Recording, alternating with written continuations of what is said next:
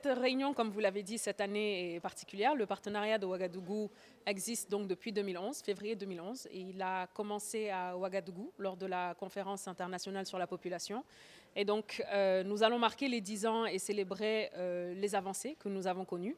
Nous avons une région dont nous sommes très fiers en termes d'atteinte de nos objectifs, et donc ce sera là le lieu non seulement de célébrer les 10 dernières années de ce qui a été accompli, mais également de pouvoir parler des défis qu'il nous reste à relever. Ils sont nombreux dans la région. C'est de ne pas nous reposer sur nos lauriers, de pouvoir atteindre cet objectif encore plus ambitieux que nous nous sommes fixés.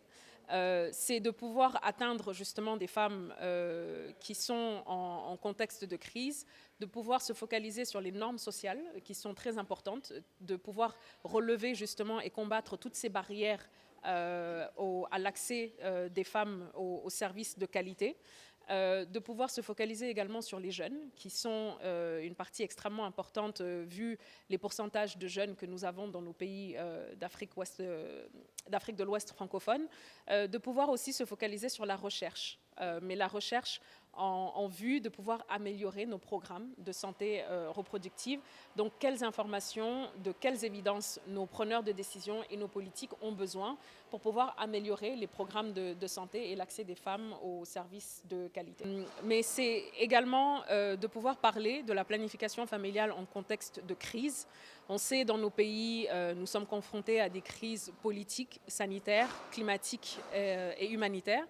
Et donc, c'est de pouvoir faire en sorte que la planification familiale et les services de qualité soient accessibles aux femmes qui sont justement touchées par ces crises, soit qui sont déplacées internes, soit qui sont réfugiées. On va dire sur le budget qui est alloué à l'achat de produits contraceptifs qui a quand même augmenté.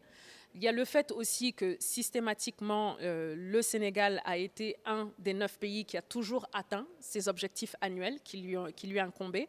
Ils les ont non seulement atteints, ils les ont aussi surpassés. Donc c'est vrai qu'au niveau du partenariat de Ouagadougou, le Sénégal brille de par non seulement les engagements ambitieux qu'ils prennent, mais d'avoir pu atteindre leurs objectifs par rapport au nombre d'utilisatrices additionnelles, par rapport à la qualité des services, par rapport justement à certaines ruptures de stock qu'on voyait beaucoup à l'époque, mais qui ne sont plus le cas maintenant.